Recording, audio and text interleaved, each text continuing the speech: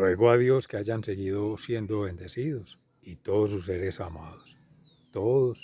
amados, congregados hoy, 20 de enero del año 2024, en gracia de Dios, aconteciendo en la meditación de la palabra de Dios con la Fundación Amayá. Reciban un amoroso saludo fraterno de su siervo, amigo y hermano en Campus, Vereda La Estrella, municipio de Jericó, provincia del Cartama, territorio de Aviala, Laudato Si. Hoy que nuestra iglesia nos congrega sábado, día de la Santísima Virgen María, en la advocación de la Virgen de Guadalupe, de Nuestra Señora de las Mercedes, y en las diversas advocaciones, todas las mujeres que llevan ese nombre de la Santísima Virgen María, que sean bendecidas, especialmente hoy, sábado, por quien doblan las campanas, por ti, por mí, por todos seres amados. Saludos a la Catedral de Nuestra Señora de la Merced. Y vamos a Jerusalén, porque andan diciendo que Jesús está loco. Otros dicen que está fuera de sí. Otros dicen que no está en sus cabales. Lo cierto es que Jesús siempre ha estado en salida, fuera de sí, visitando el mundo exterior, este mundo natural, pero inhabitando en él la Sagrada Familia, el Padre Creador, Jesús su Hijo unigénito Salvador y el Paráclito Santificador, esas tres personas divinas, en la misma naturaleza del Padre, por quien todo fue hecho, que por nosotros los hombres y por nuestra salvación bajó del cielo, como dice el credo, y ese es el Jesús en el que creemos, al que le creemos y con quien creamos.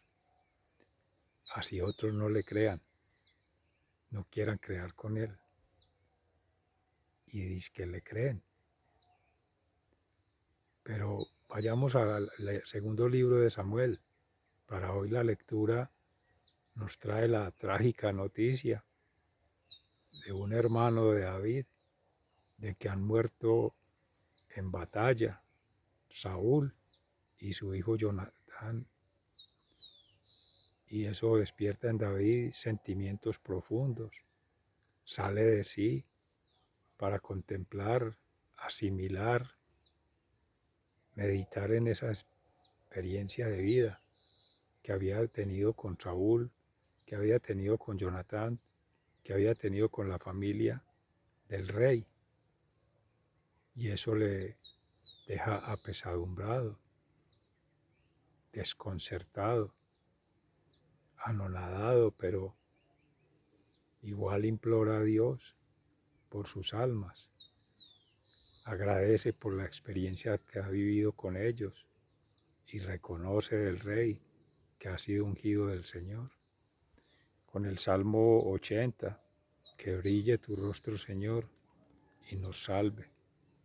Vamos entonces a hacer en el Espíritu Santo la invocación para hacer la meditación con todo el sentimiento.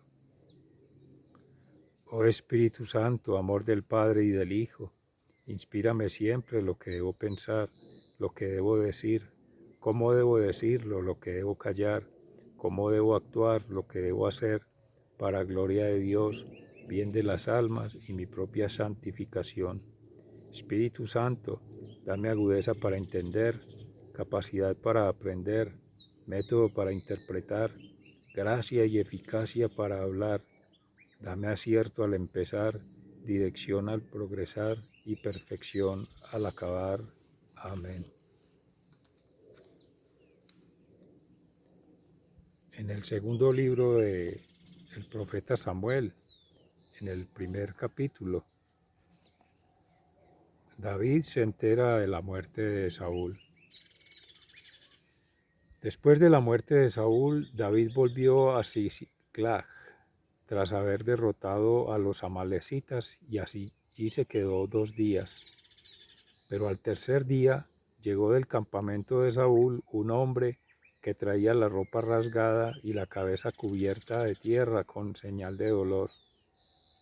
Cuando llegó ante David, se inclinó hasta el suelo en señal de reverencia.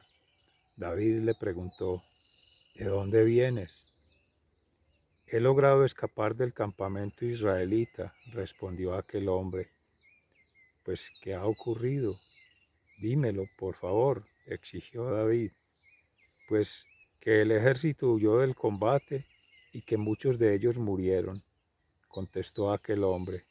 Y también murieron Saúl y su hijo Jonatán. ¿Y cómo sabes que Saúl y su hijo Jonatán han muerto?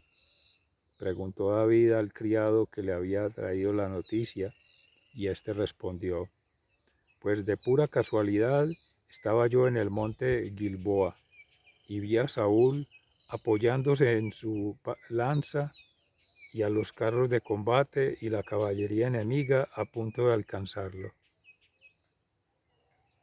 En este momento él miró hacia atrás y al verme me llamó. Yo me puse a sus órdenes. Luego me preguntó quién era yo y yo le respondí que era Amalecita. Entonces me pidió que me acercara a él y lo matara de una vez, porque ya había entrado en agonía y sin embargo todavía estaba vivo. Así que me acerqué a él y lo maté, porque me di cuenta de que no podría vivir después de su caída. Luego le quité la corona de su cabeza y el brazalete que tenía en el brazo para traérselos a usted, mi señor. Entonces David y los que lo acompañaban se rasgaron la ropa en señal de dolor y lloraron y lamentaron la muerte de Saúl y de su hijo Jonatán, lo mismo que la derrota que había sufrido los israelitas, el ejército del Señor, y ayunaron hasta el atardecer. Después David le preguntó al joven que le había traído la noticia, ¿tú de dónde eres? Soy extranjero, una Amalecita, contestó él. ¿Y cómo es que te atreviste a levantar tu mano contra el rey escogido por el Señor? Exclamó David, y llamando a uno de sus hombres le ordenó, anda, mátalo.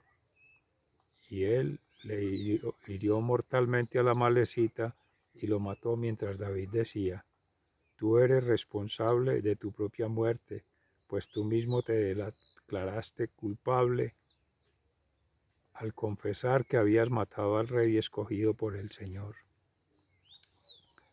Lamento por Saúl y Jonatán.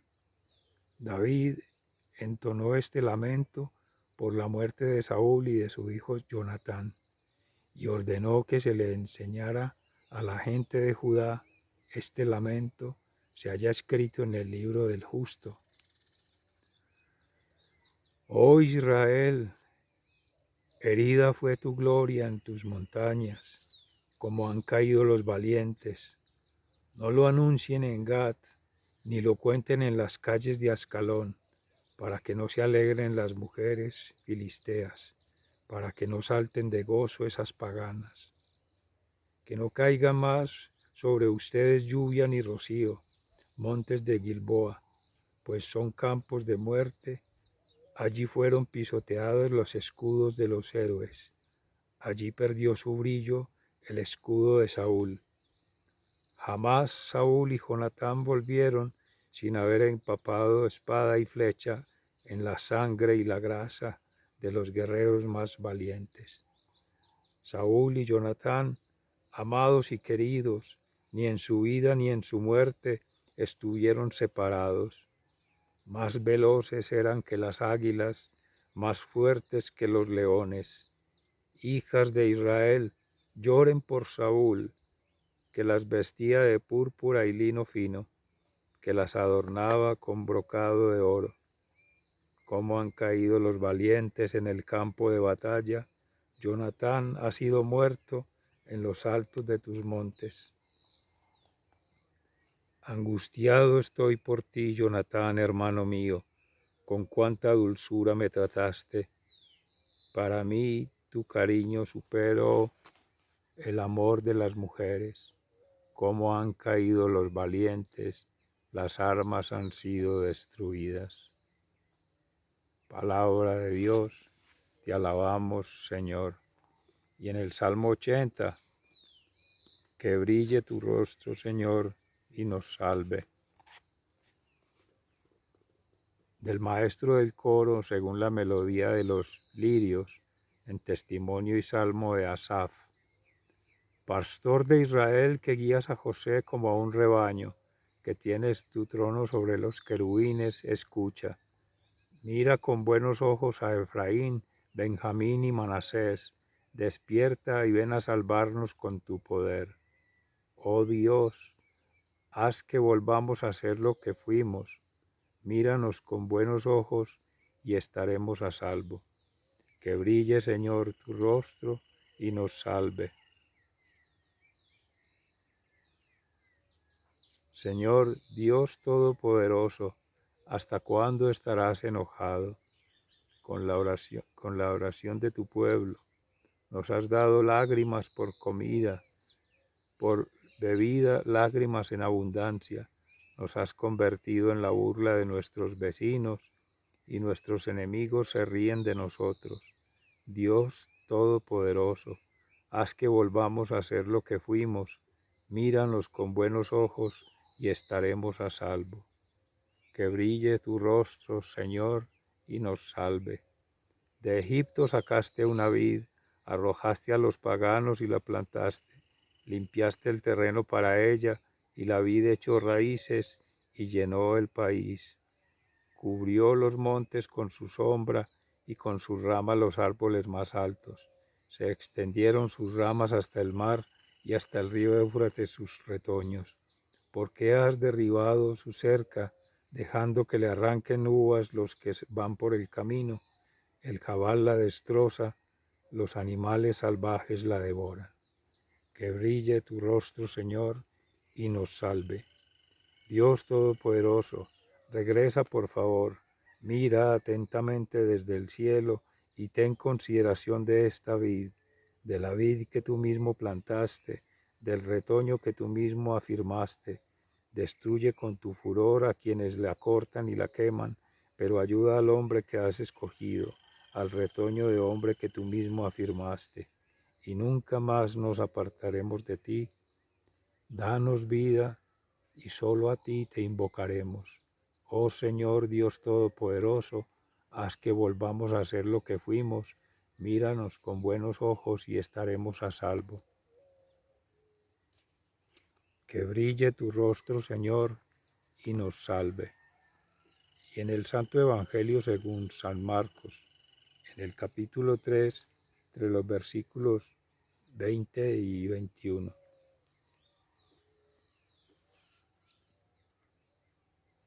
Después entró Jesús en una casa y otra vez se juntó tanta gente que ni siquiera podían comer él y sus discípulos. Cuando lo supieron los parientes de Jesús, fueron a llevárselo, pues decían que se había vuelto loco. Palabra de Dios, gloria a ti, Señor Jesús. Mis seres amados, la pregunta por la realidad nos lleva siempre a establecer un juicio de valor personal por la percepción que se tiene de ella, el conocimiento que se tiene a través de la experiencia de vida y de las realidades de los diversos seres que conformamos la creación. Seres pensantes, porque es propio del humano poderse conocer a sí mismo, reconocer en sí mismo y conocer con otros. Poder explicar muchas cosas, tanto visibles como invisibles. Meditar en lo más profundo y trascender, que es otra cualidad esencial del ser. Pero cuando nos gobiernan los esquemas del mundo,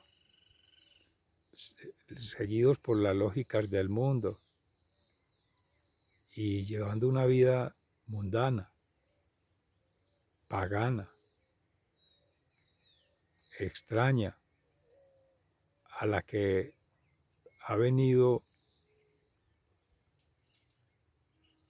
a compartir Jesús en su experiencia de vida, con el sentimiento más profundo, con todo el amor del Padre misericordioso, con toda la sabiduría de quien es el Verbo, que es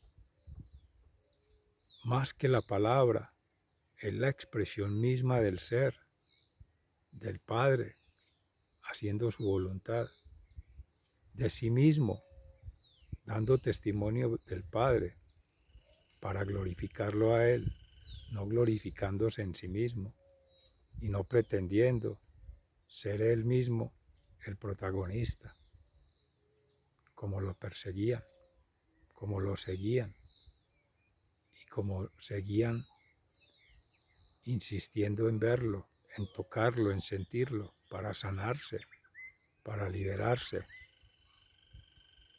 para expulsarse todo demonio. Y también está allí la tercera persona del Espíritu Santo, santificando todo, con su mera presencia, Jesús, con su Verbo encarnado en María Santísima, y la acción amorosa del Espíritu Santo.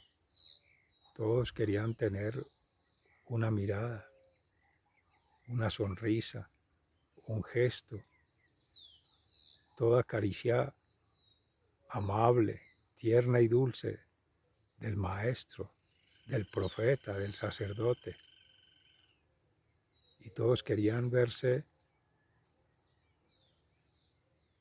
rodeando a Jesús, verse rodeados por Jesús y verse en una sola onda, un círculo de confianza con Jesús como estableció con sus discípulos, con los más íntimos, como se meditaba en la palabra de Dios ayer, que escogía a los apóstoles, en los que se funda la iglesia, en la intimidad, porque se requiere esa experiencia de amor profunda. Y eso ya libera todo juicio de valor, porque cuando se tiene esa confianza plena en Dios, cuando se siente la ternura, la mesura y la hermosura del Hijo de Dios vivo, y cuando se siente con Él un coautor más en la creación, co-creando con el Padre, y Él haciendo la transformación en cada ser, santificándose en el Espíritu Santo, todo ser siendo creyente. Eso es un éxtasis.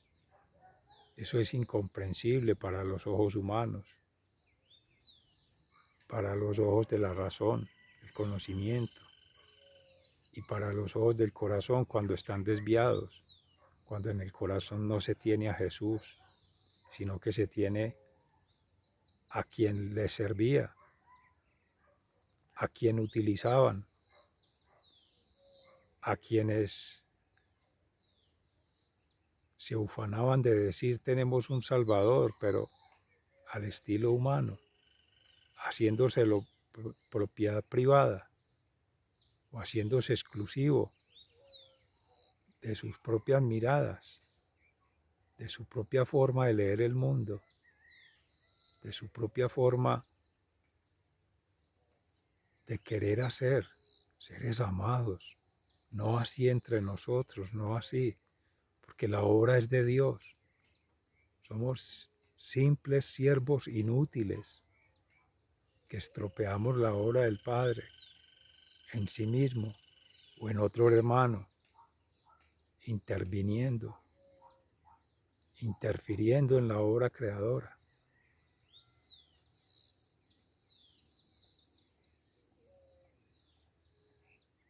Y repeliendo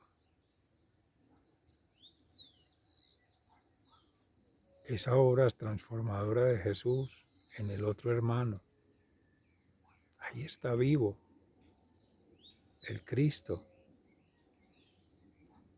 Está presente en todo momento, en toda circunstancia, en todo lugar y en todo ser siendo, así sea distinto a nosotros mismos, así sea extraño, a nuestras creencias. Así no comparta nuestras experiencias de vida. Precisamente esa es la diversidad que se requiere en una unidad como cristianos.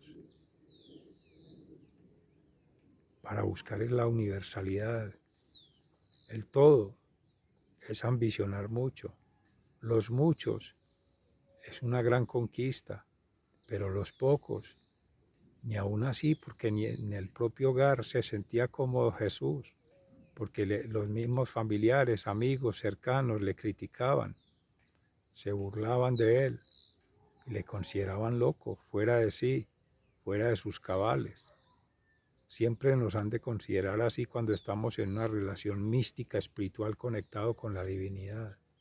Pero eso trasciende todo nivel de comprensión humana, todo nivel de entendimiento y toda percepción simple. Pero eso no nos tiene por qué preocupar, desde que se haga para glorificar a Dios, para bien de nuestras almas, nuestra propia santificación. Amén, que así sea. Ello implica renunciar, incluso a veces a falsas amistades, amigotes,